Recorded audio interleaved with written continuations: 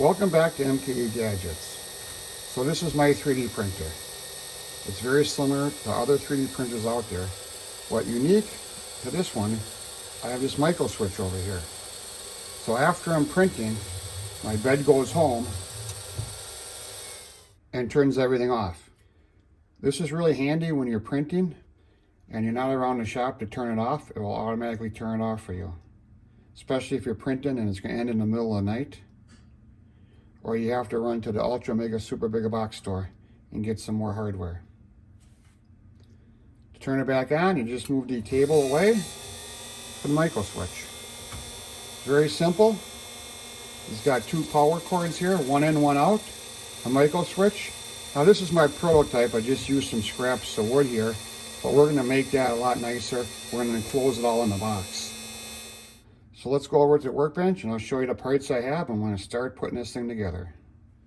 All right, the parts we're going to need. We're going to need a cord. And this cord has a unique end. And this came out of a monitor for a computer. The monitor was old and not working.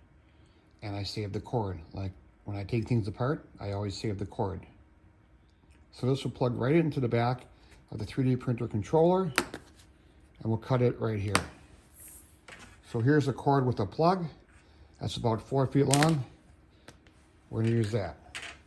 The cords are going to attach to an electrical box, and this is an outdoor electrical box.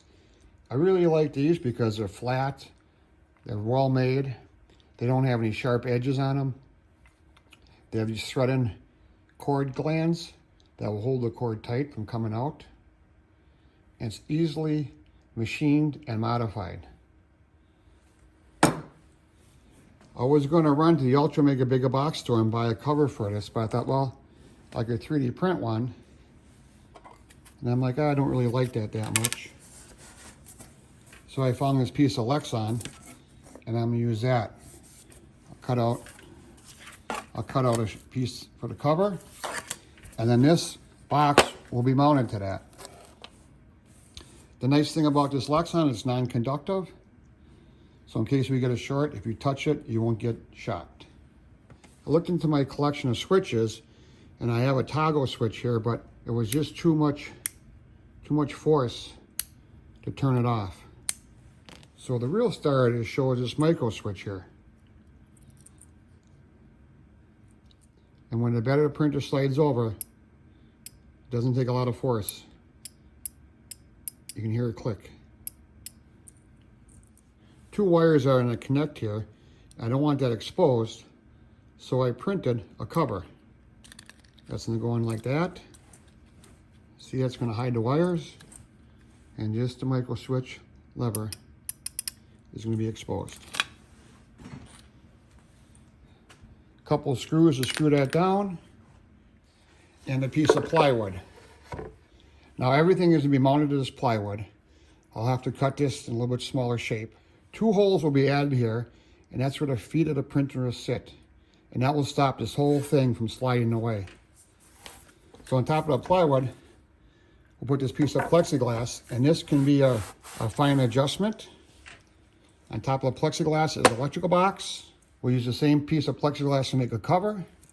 We'll mount the switch, and we'll mount the cover. That's all it's to it. You don't have to change your G-code or modify the printer. This can be easily disconnected if you're going to take your printer and put it in a different location. It's very easy to adjust it with this piece of plexiglass to fit almost any printer design. Now, I am not a licensed electrician, nor do I play one on TV. And this involves doing a little electrical work. If you're not comfortable, please get a licensed electrician that can follow the codes in your area. Electricity handled wrong can have shocking results. All right, so we're going to start the bottom up. So it looks like this piece of plywood here has been used many times. We'll take this piece of plywood and we'll cut it to finished dimensions, and then we'll add 2 holes for the feet. I got this scrap here of plywood, and it's kind of wavy there. I need to cut it 20 by 10 inches. So first I'm going to cut it 11 inches.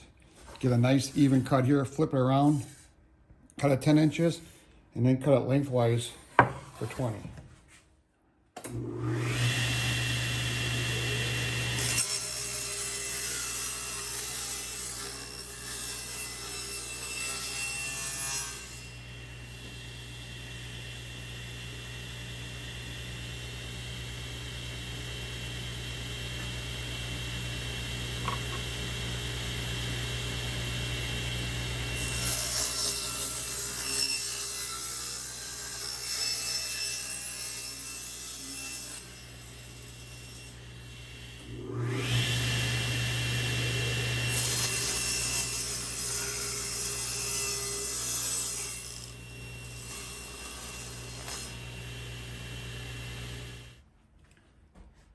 So I have an 1 3/8 Forstner bit, and I laid out and punched 2 holes here, 16.5 inches apart. So I don't blow out the back of the plywood. I got a piece of scrap underneath here. Let's make some chips.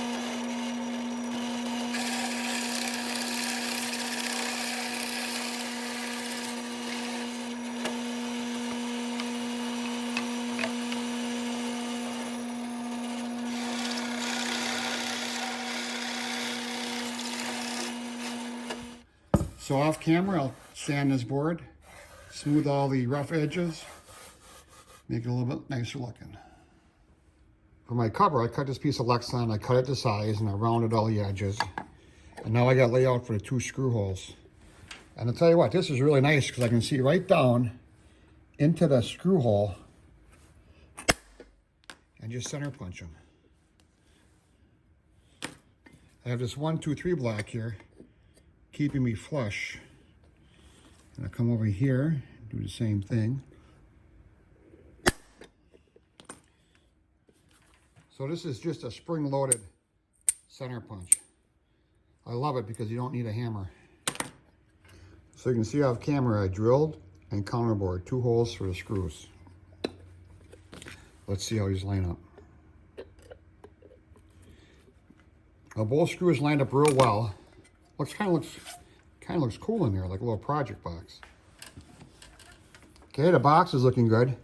Next, we got to attach that to the plywood. And for that, I was going to use a scrap of Lexan from the cover. So when you get these electrical boxes, they include these little tabs and screws. And what this does, it screws on there, and then you can surface mount it. Well, I would need 4 of these, and that kind of looks I don't like the way it looks. So I thought, well, if I have the screws, why not screw right through the Lexan into those holes? I laid it out for the first time here, and I was successful. It should be easy just to peel off this plastic, find the center there, center punch, and drill those holes out. For that, I'll do that off camera. It's just drilling holes. It's kind of fun to see through the Lexan versus if I would use a piece of plywood, you can't see through it. So its decision to use a Lexan, I think, is really working in my favor. Then I'll drill 2 holes here that will mount this, and that way this can slide anywhere on that surface. So let me drill 6 holes, and then we'll come back and we'll assemble this. All right, 4 holes drilled and counterbored from the bottom, 2 holes drilled and counterbored from the top. Got a little birder. Okay, let's assemble this. All right, so I'm trying to screw that screw, and it sticks out a little bit there, right? On the bottom of this box, it has these cleats. So my screws are too short. Let me take a quick work of that. All right, I took it over to the belt grinder and kind of got any high spot. There's little, I don't know if these are mold marks or ejection pin marks or whatever. It's aluminum. I'm not going to worry about it rusting. Let's see if we can screw these on now.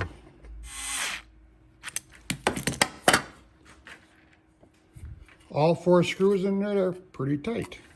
Now I'm not going to screw this down the board till we set it up with the printer, because I don't know if it really has to go like that. So here's my cover plate, and I drilled some access holes for the wires. Let's start working on this now. So here's our 2 cords. So let's put them in here.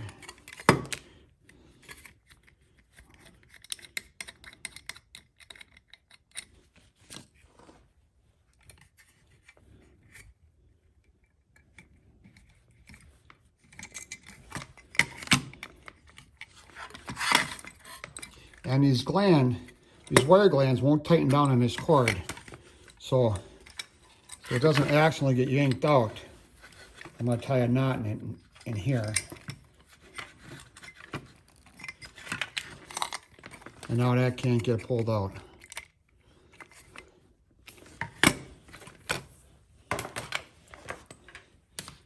So now this cord, like I said, this came off of a computer monitor, and I think they come like printers. This is kind of like a universal plug here. I'm sure there's some DIN number, but the opposite end, we're gonna cut off.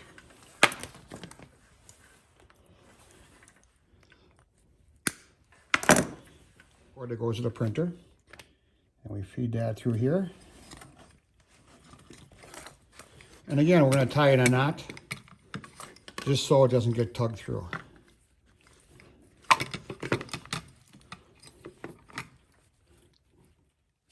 So now we're going to actually do the wiring here. And I am not an electrician. I don't play one on TV. If you're not comfortable wiring up something like this, get a qualified electrician in the area. I'm going to wire this off camera, and I'll bring you back when the switch is all connected. So on their switch, there's 3 locations here. Common, normally open, normally closed. We're going to use a normally closed terminal. So we just got to take our cover here. I got these super long screws. Screws through the switch and into this plate here. With any luck, we should line this up and it goes really easy. All right, I had to get them started. Once they get them started, they're pretty easy to go in there.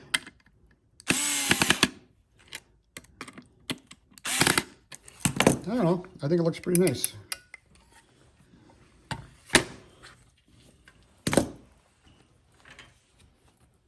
Let's go back by the printer and see if this works. So we can hear the printer running. So what we gotta do right now is find that sweet spot. So when the table comes over, it hits that switch.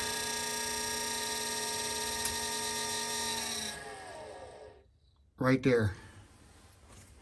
So now we just got to add 2 little screws here.